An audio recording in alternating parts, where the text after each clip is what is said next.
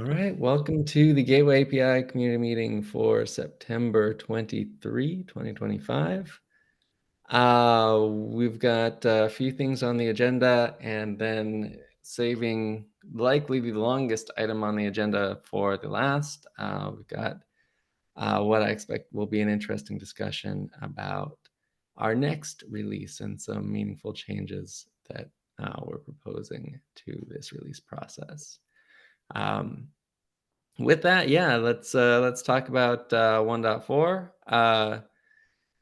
One RC1 is out, starting to get some good feedback. I know we've gotten feedback from John, from Nick, from others, from Norwin. Yes, thank you all. I know I missed people in that process, but awesome to get the feedback. We are catching things. So Leor, you've added one thing in particular that we missed here. What Yeah, is that's it? that's because we all like were this is gonna be 1.4 standard. It's just that we missed a labeling Yeah, stuff. I think Shane's been doing a different way, but let's see if this one does the trick. Um, I Okay. think most people Everybody can cross your do this.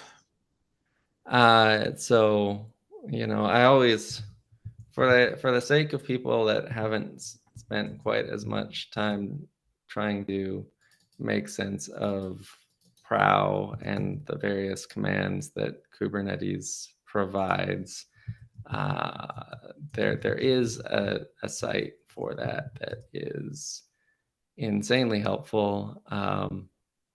We haven't enabled the cherry pick plugin on this annotation on this repo. So for reference, this little thing, and then if we go to cherry pick, who can do it? Members of the trusted organization. So if you're a member of Kubernetes SIGs, you can do the cherry pick. All this will do is, well, there you go, it's working. It will create a PR like this, which then needs to be approved. But I think that's, a clearer process that I want this to be in this release. Please, will you approve it? And harder to miss. So yeah, FYI, anyone can do that. Are you able Uh, to approve it? Like yes, not now. I'm just asking like a technical question because that's funny. I can cherry pick some random PRs and approve it.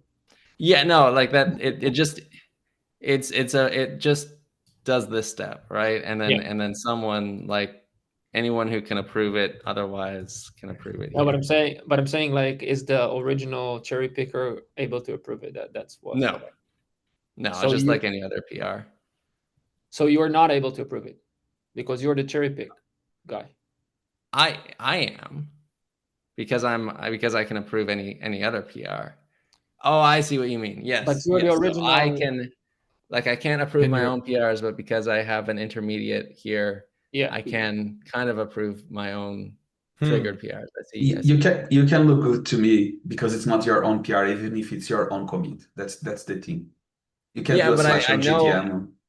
Yeah, I think his point is, like, if I had my own PR and it was merged, I could cherry pick it to 10 different branches and LGTM those as well, and essentially be approving my own everything. But Which So sounds like don't a do good that. plan. yeah, Okay. Okay. I mean, there's the thing is, when you have approve access, there's a lot of scary access you have to things, and so there's some level of trust that you use your power wisely. But you know, Yeah. Yeah. um, no, that's entertaining. Cool. Okay. I think that's the only thing. Hopefully, we'll get trying to get the last bit of fixes into RC1 this week. Well, to the release this week, and then hopefully we can knock out an RC2 closer to end of week. Unfortunately, Shane is out sick today, so I'm trying to fill in roughly for him as release manager in this meeting, but he may have a different opinion on the time of RC2 when he's feeling better. My best guess is that it will be sometime close to the end of this week, but that could still change. Cool. All right. Next up, Karmal. I don't know if I'm saying your name right. Yeah. And cool.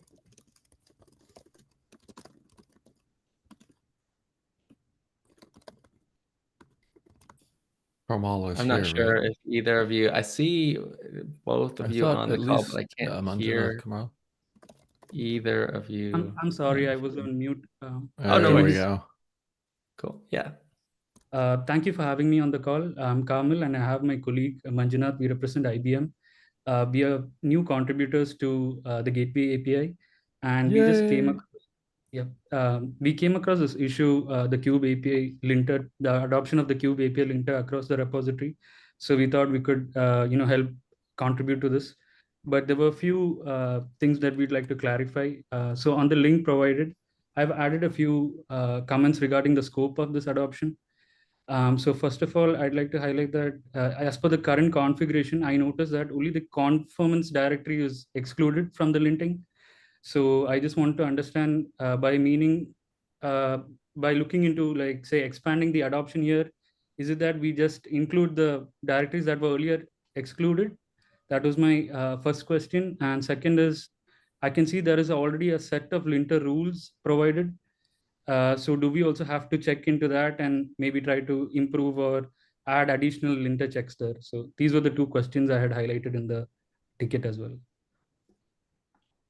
I know I am the one who created this issue. So one, thank you. Welcome to the community. Really appreciate you volunteering to help out here. Always great to have new contributors. Never, this is for anyone on the call. If there's ever anything I or anyone else can help with, never hesitate to drop something in Slack.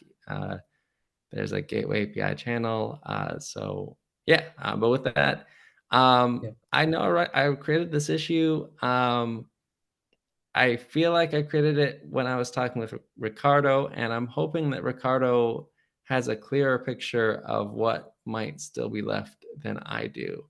Given that Ricardo has his hands up, that seems like a reasonable hope. Yeah. What do you know? So for the first question, why we exclude the conformance and include the APIs and the APIs X? It's mostly if we don't exclude the conformance, it will try to limit the conformance APIs, which is kind of some internal structure that we use, but we don't generate CRDs from an client configuration from those from those structures. So if we didn't exclude it, we would need to do some fixes that are not necessary for the Kubernetes API linting, because this API linter it's related on how you generate your CRDs, how the structured fields they are going to be encoded and decoded as a JSON, what a null field really represents for the API. Okay, so does this first answer make sense to you on why we exclude the conformance? Yes. Cool. So for the second question on the linters and the current state, I'm not sure if you folks saw, but they are creating also a new working group or a new subproject on SIG API machinery, which is actually gonna get this linter work that Joel did plus some other things that they are adding to the core APIs. Rob may know also how those things they work on Kubernetes core API, but you don't have the validation as we do on Cell, right? So you need to keep writing validate on create, validate on delete, and all of those things, and they are kind of improving that on the core APIs as well to do validations based on markers, and instead of having all of those validations that happens on the core API. So I've seen that email yesterday. They are forming a sub project to kind of make the quality bar higher and the automation higher on those validations. And I wanted to use that opportunity to let people know that they are working more on the Kube API linter. That said, we decided on the Gateway API to not enable all of the linters, because some of them they were breaking changes, and some of them they were not yet they were not yet concluded that they were right or wrong. So we've seen a lot of discussions on the Gateway API inference extensions of things that the linter was raising as a problem, but it wasn't actually a problem, or the understanding was different. So Okay. my recommendation, and I think when Rob opened this issue, it was more like as probably some issue that we can keep open for some time and keep implementing new linters and seeing if adding those new linters and enabling those new linters, it will create some breaking change for us or not, and that's then discussed, because we took a different approach on G, enabling everything and telling them like, hey, you need to have all of the plugins enabled because you're moving to 1.0, so any breaking change is fine. But on our case, on Gateway API, because we already have a 1.0, any breaking change on any stable API is not fine, right? So I guess the idea here in the proposal, it's like take this issue, start enable one linter, update the Cube API linter, because we also need to keep enabling that. Joel keeps making improvements on that, and see like, hey, this is breaking, this is not breaking. I have enabled this thing, but to fix this, it will be a breaking change or not. So we have this, always ongoing issue to improve the quality of the API. So I don't know the current state of the world now of the new linters. So my proposal is like, if you want to pick this one, get a new linter, update the Cube API linter, and also enable a new linter and say like, hey, this is not gonna impact, or like this is gonna impact something. So open the PR and we can discuss if the impact it's if it's acceptable or not. As an example, there was an impact that was like, you shouldn't be using Boolean fields, but you cannot change a field that it's already Boolean for some long time on an unstable API, right? So Okay. we cannot do anything. But others, they should be. We should have some improvements here. Okay. Thank you, Ricardo. That makes it very clear for us. Sure. Feel free to ping me on Slack. It's fine. Sure. Thank you so much. And the second question is, like being beginners to this particular project, any recommendations that, what would be a good starting point to contribute here? Yeah, thank you. I think Lior dropped this in the agenda, but I agree with him. Ingress to Gateway is a project that has a lot of good open issues right now. Thanks, Ricardo, for opening some more recent ones. I think that's a really good one to not just get started with, but also there's room for more opportunities there to become a reviewer, to become, to go up the contributor ladder in that project specifically. So Ricardo's done some awesome work there recently. Lior did a lot of the work on this as well. Recommend chatting with either of them to find good ways to get involved, but there are some open issues there that I think would be good.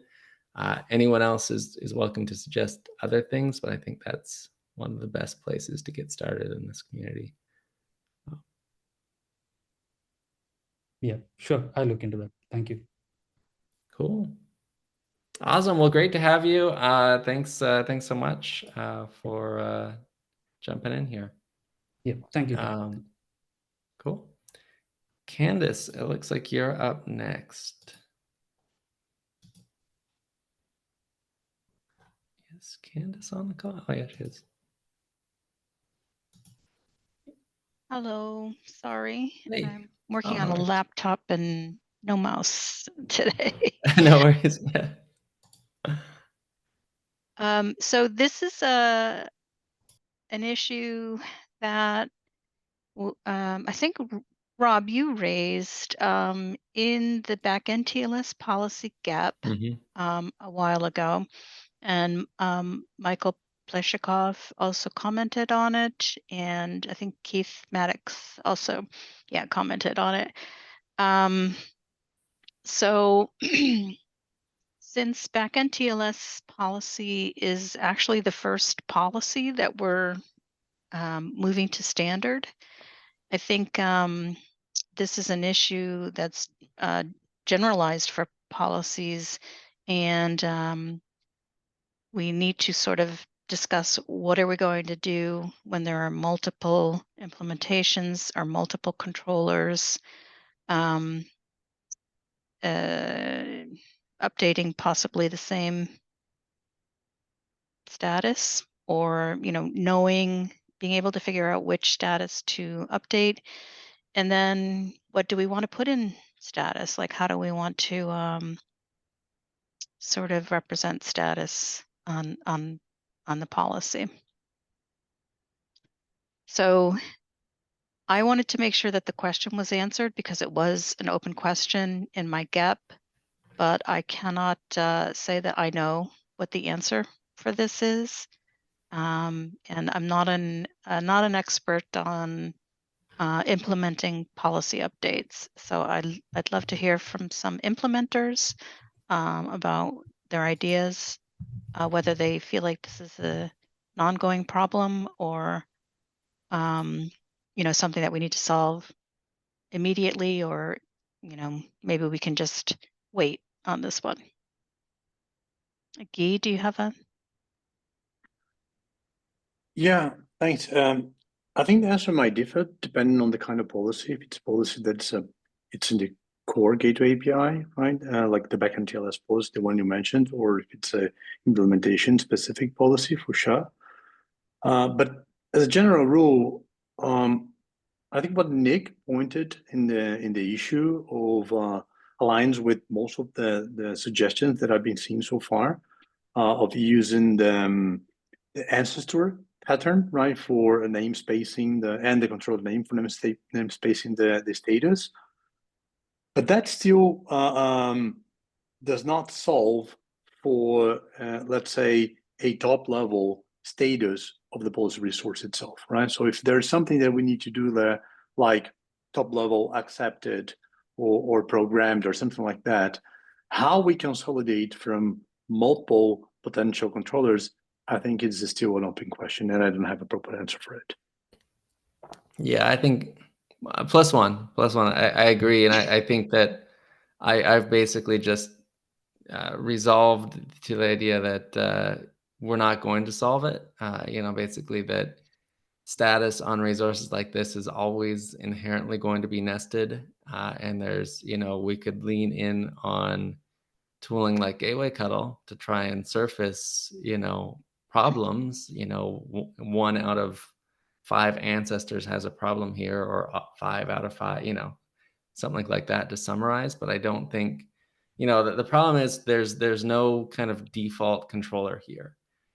So there's no, the problem with any kind of top level status on a resource that we expect to be implemented by different controllers is that there's no, there's no leader election. There's no leader here. So I think that this, I had to double check, but yes, for back in Candace, I'm sure you probably already knew this, but I had to sanity check myself. But if in backend TLS policy, we're using policy status. Policy status has ancestor status. It is exactly what I'd expect it to be. So I think we did it correctly here. I think what you may be suggesting here is I don't know that we've really successfully communicated this in any gap or any kind of writing. It just is hiding out in the docs, if I remember correctly. Does that kind of address what you're saying, Candace? I'm sorry. Do I also remember some discussion that since we haven't specified it in a GEP, it's making life difficult for people to choose which ancestors are relevant, and that was part of the concern here? Am I remembering that correctly, Candace, or is my memory failing me? I think that would certainly be a valid concern. For me, the problem is I don't know what implementers know in terms of how big an impact this would make. So whatever you want to contribute is definitely valid.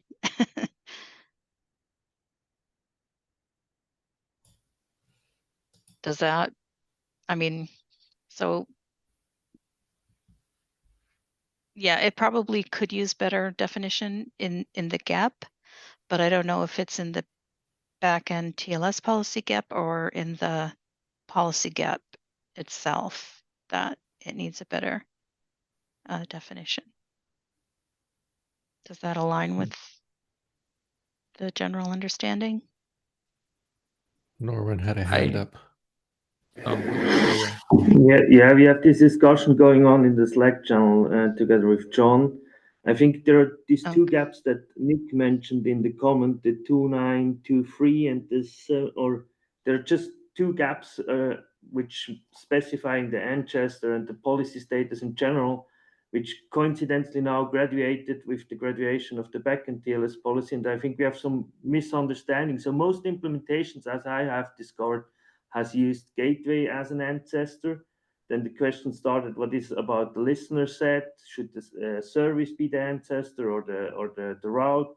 And I think most people relying on the example that's also, I think, in the policy status description that for backend TLS policy, the gateway would be the ancestor. But I think we never clearly defined it.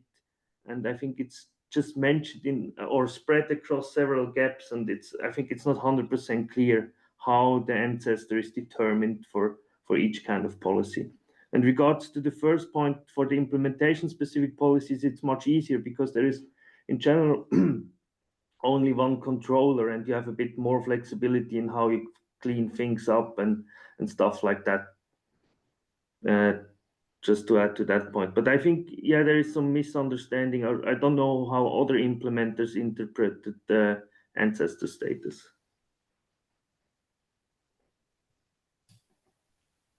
On the what to put in the ancestors and how to interpret it. Maybe I was reading too much in between the lines, not sure.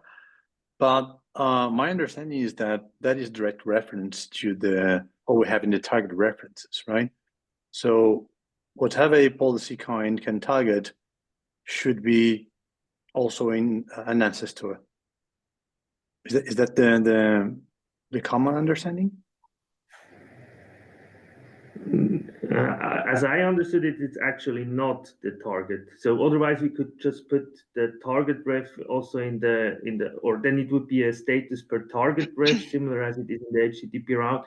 So the ancestor is more determined. I don't know how to phrase that. More where the policy is then put into action, and it's kind of on the gateway, and that's why the ancestor is the gateway. I don't know. Cannot exactly phrase it in the right way. Yeah, I don't think we phrased it very well, but in my interpretation of it is basically what the controller believes is the first unique ancestor. So if you are going up a tree, that would be, service is unlikely to be unique because that's a target. But the gateway is very likely to be unique. If there's a listener set, for the time being, that is unique. But if we ever allowed listener set to have attached to multiple gateways, then that wouldn't be unique either. So you still end up kind of going up to gateway in the tree. If an implementation was doing something weird where a policy applied to all gateways of a certain class, then your ancestor could be like a gateway class theoretically. But generally, I think it just translates to gateway.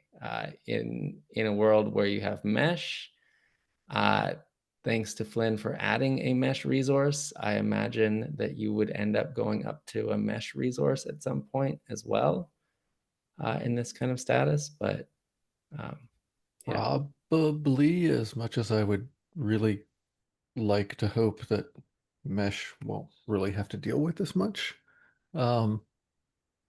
Showing, as usual, my bias there. But a somewhat less facetious part of that is that the mesh resource gap is deliberately written to accommodate cases where there is no mesh resource. And so in that case, I would not expect you to set ancestor resource at all, which I think is probably okay. If you're, It's yeah, I mean, it's okay in a world where it's a policy that only applies to mesh, and you kind of feel, and we already have Yeah. this assumption that there's only a single mesh in a cluster.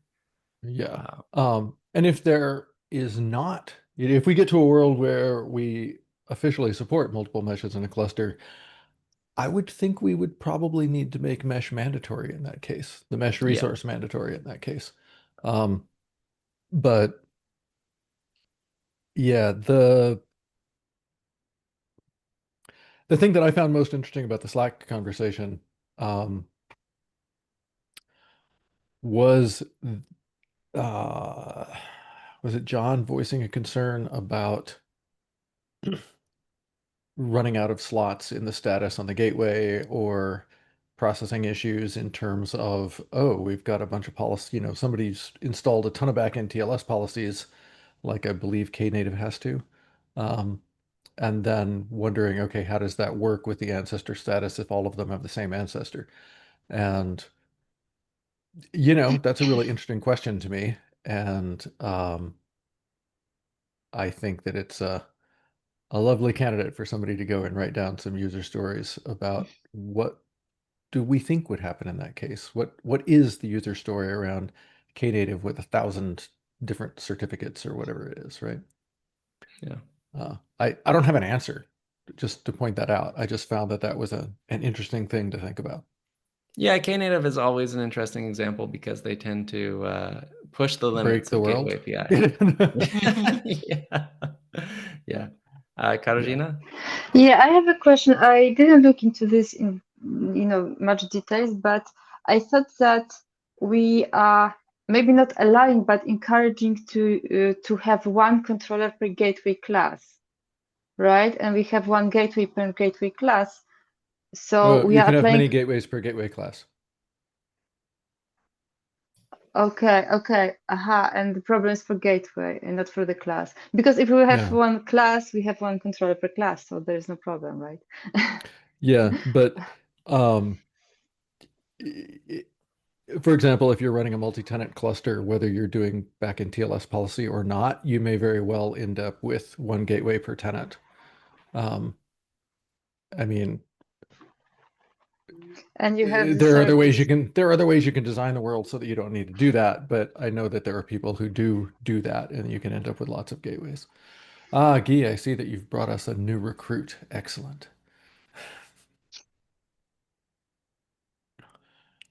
Yes, it's eager to contribute. Oh man. That's great. Anyway, I'm sorry. Katarzyna, does that make sense? Did that? Yeah, it does. Yeah.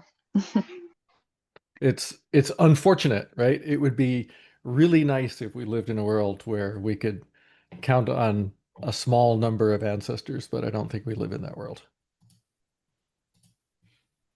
Yeah, this one. Cool. All right, let me keep on moving because I think we're going to very quickly run out of time for what I think is going to be an important discussion.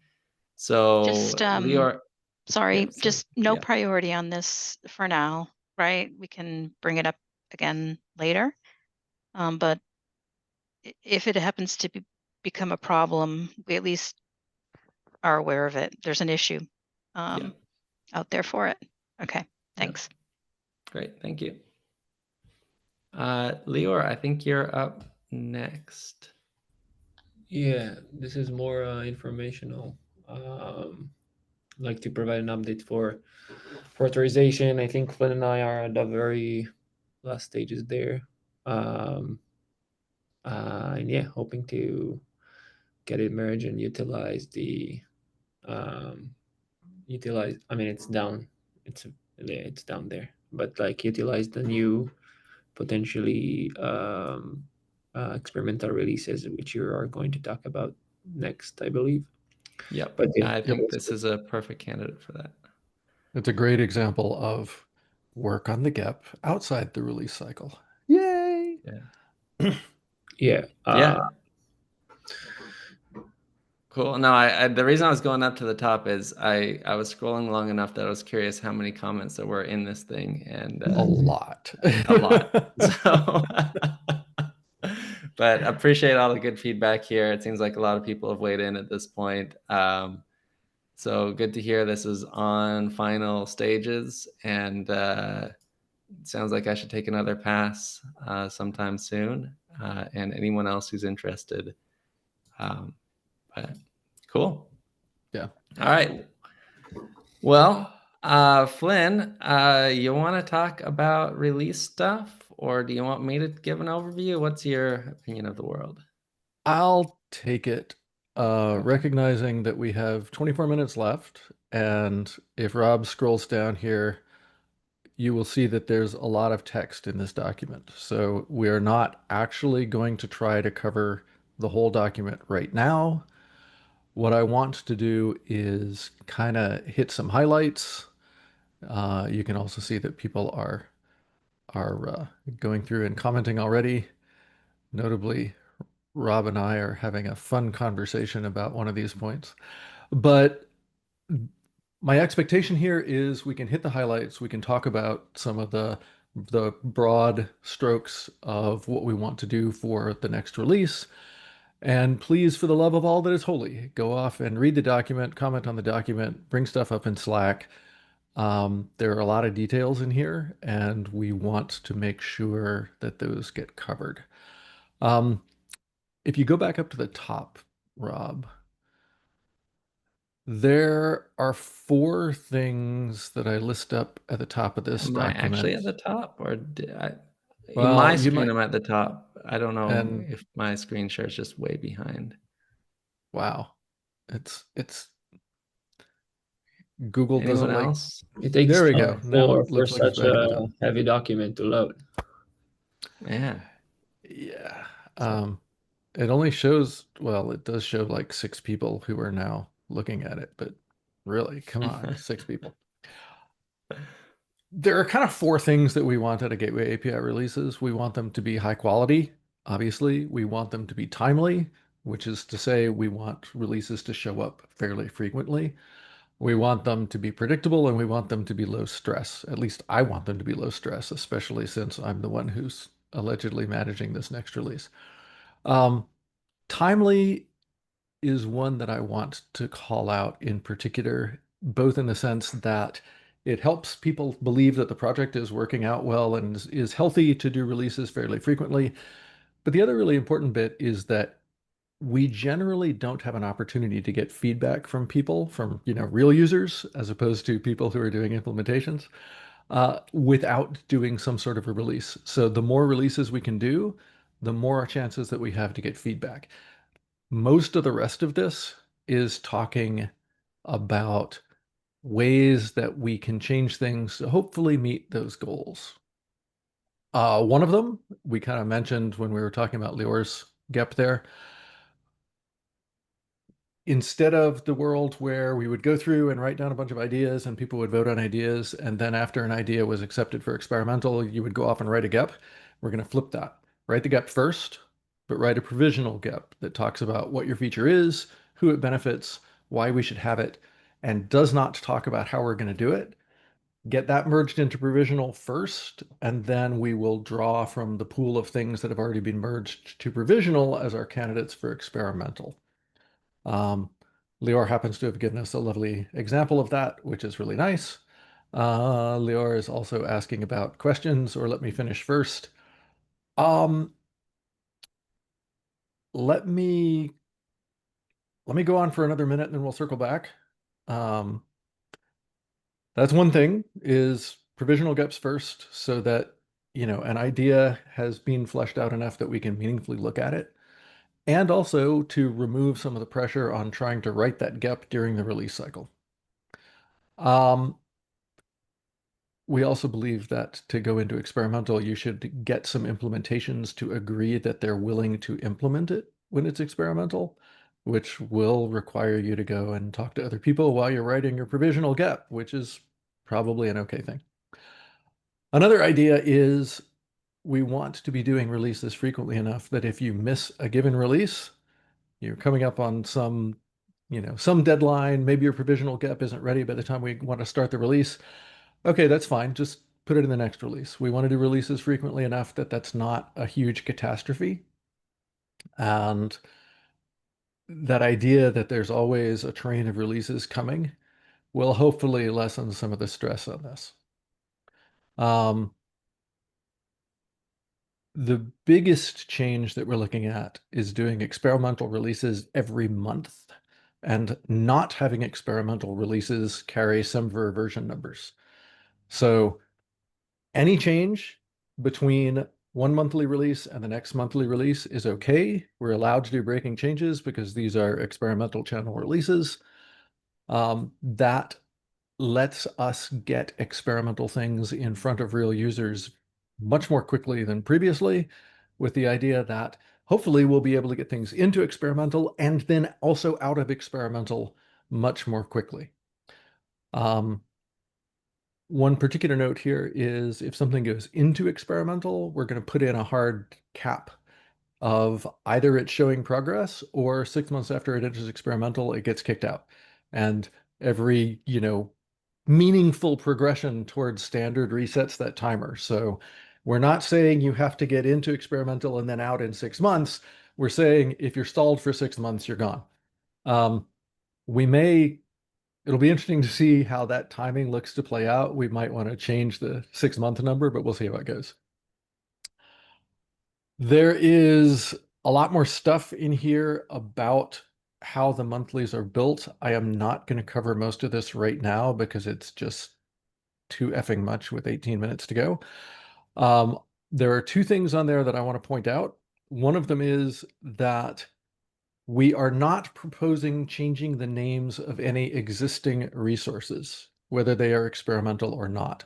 So mesh right now is defined as xmesh in the xk8s.io API group. TCP route is experimental, but its name is TCP route, and it's in gateway.networking.k8s.io. Both of those will be the same. New mesh or new experimental resources will get an X name and they will go into the xk8s.io group. TCP route and UDP route are grandfathered. And honestly, I personally am in favor of going ahead and writing some conformance tests and standardizing on their existing behavior and getting them out of experimental so that people can use them. Even recognizing that their existing behavior is not much. The other one, which is highlighted there because Rob and I are still discussing it. If you scroll down a little bit, I feel pretty strongly that, right now, if you want to install the experimental channel, you apply one YAML file and you get all the resources. Like you will get Gateway, even though that's a standard resource, but you'll also get xmesh. I feel pretty strongly that that's a thing we want to continue with the monthlies. The feedback welcome, right? There's an ongoing discussion here because a lot more of the stuff in this document is talking about how do we arrange it so that we don't completely screw people over if they're using experimentals. And the short answer is, in a perfect world, we would just split the API groups entirely. We do not live in that perfect world. The implementers would end up having to do an awful lot of work to split it. So instead, we're not going to split it, and we're going to lean heavily on validating admission policies. And you can read a little bit more about that, or a lot more about that, in the doc. I don't want to go into the details there because I do want to have some time for questions. Rob, is there anything you think is really important to hit? I will mention to Candace that the monthly experimentals are intended to reduce the stress of the release manager, because the way we've set them up, that should be possible to literally put a tag and have a release show up and have it be 100% automated. That's the hope. Will we have nightlies? Asks Ricardo. Dude, I don't know. We can talk about that. If you're really, I'm asking because usually nightly it's easier to automate than monthly. Like you just have something that does a release on the night. Yeah. We the idea that you can apply a tag and then a release just pops out the other end is pretty easy to automate if you're doing a snapshot release, which is what monthlies would be. So I'm not too concerned about that. Lior, I think you had a question that I told you not to ask yet. Correct. Well, it was on the first bullet. Can you go up? So To me, like, I think we should establish some kind of a process. Maybe you covered that and I missed, where someone needs to understand where they're writing a gap that will be people will be sign up for reviewing it. And that's part of the things I actually liked in the previous process. Obviously, there were other stuff that weren't as optimized, but yeah, because people can spend their time writing provisional gaps and then being grumpy about people not actually thinking it's important. Yeah, I didn't really go through and talk about the GEP process in here. There's a PR from Nick that's out right now. I don't remember the number off the top of my head. There is a PR from Nick right now trying to clarify the GEP process, which I already approved because I like it. And I think between this doc and that process update, I think we cover that. But yeah, if you are off writing a provisional GEP, you are strongly encouraged to go and talk to people and get some, thank you, Noran. Talk to people, get some champions on board, get some support. I really do not want people to go off and write their provisional GEPs in a vacuum and then get annoyed when people decide that that's not a feature they want to support. So talk to people. Yeah. Talking to people is good.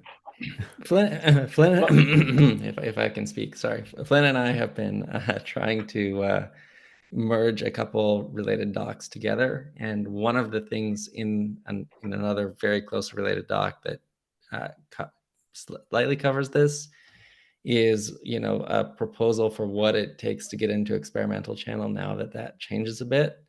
And it's, basically what Flynn already said. There's already a provisional GEP. There's some agreement from Gateway maintainers that what you're proposing is actually in scope for the project known as Gateway API. And there are 3+ implementations or 2+ for Mesh that have committed to not just support your feature, but support it within 6 months. And you have sponsorship from at least one Gateway reviewer. So this is, again, provisional. We'll work on the details, but that hopefully gives you an idea of what we might shift to. And of course, I wasn't like working on this at the last minute or anything like that. So, yeah.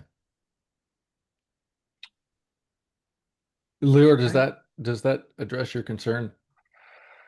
Yeah, partially. I mean, the other part that I think we're gonna miss, I mean, again, maybe it's covered in the sections that you didn't introduce, is that back, like in the current process, we had a way for actual users. I mean, TBD if it was actually good or not, but like the idea was good to say and try to participate in what are the things we want to move forward, as opposed to vendors trying to move forward.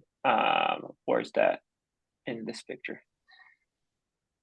It's a good question. It does not exist right now. It was a useful idea. I don't really want to get rid of it wholesale. So finding a way to bring it back is useful. I think in our most recent release, we gave too much credit to upvotes, probably, as that was the only thing. And in some cases, we we made some suboptimal decisions on what we let in or out, left out of the release. This is, I think, by its very nature, just saying, hey, we're going to let a lot of things into the release with the idea that if they don't make progress, they're going out very quickly as well.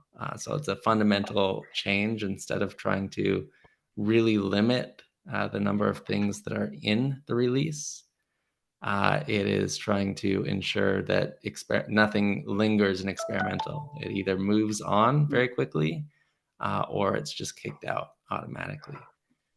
We may want to consider, taking existing things in experimental and giving them an expiration date as well.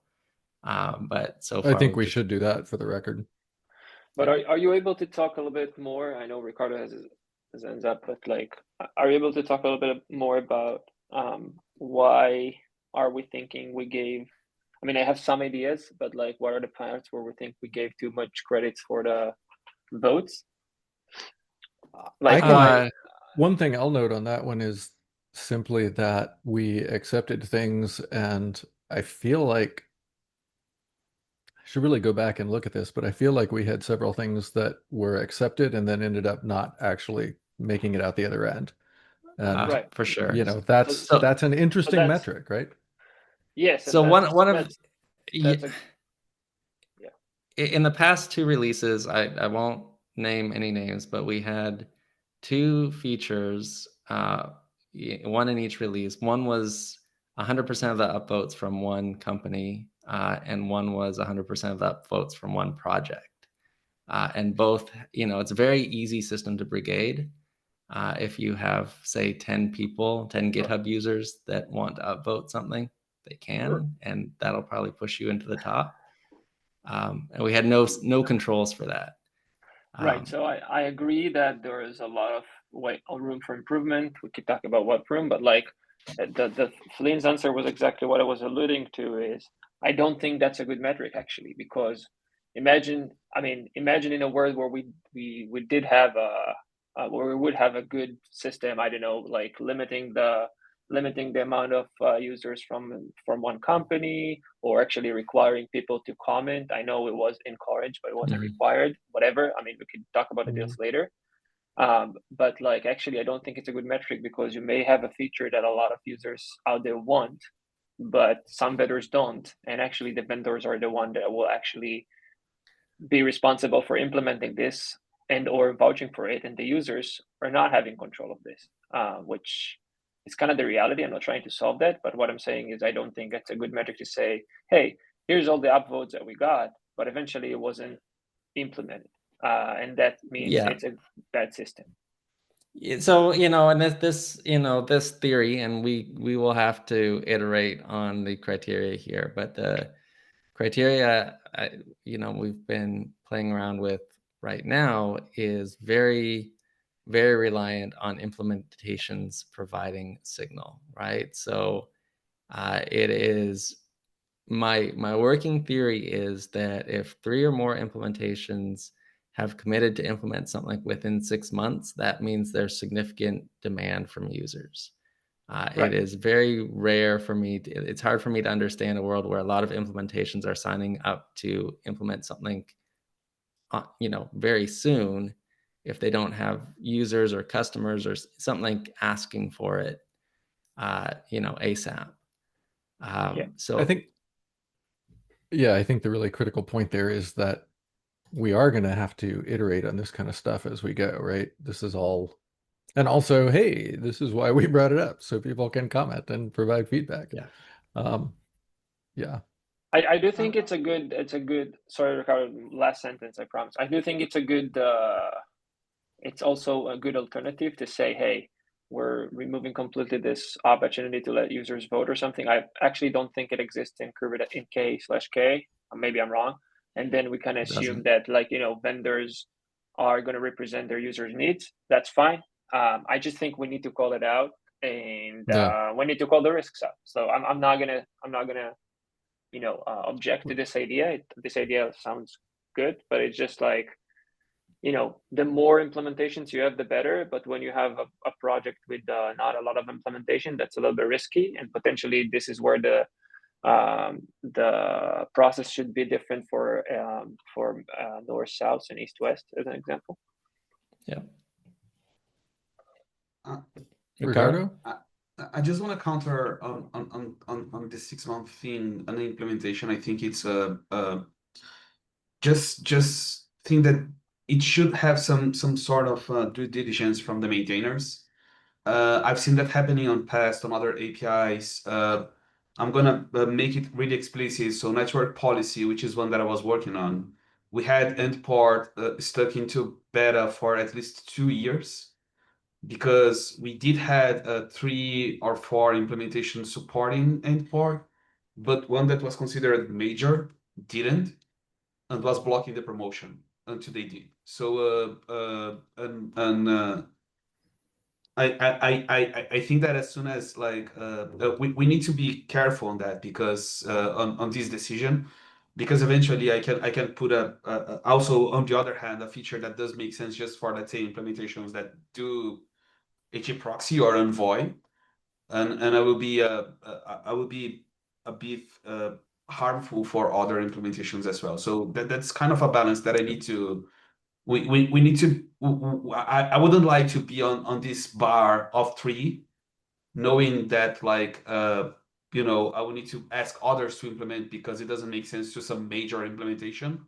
Or on the other hand, be on the side that I would need to implement that because it does make sense to a very specific implementation, but they kind of align it between them that they would do that, and you know, it's my problem now to make that thing make sense on my own backend.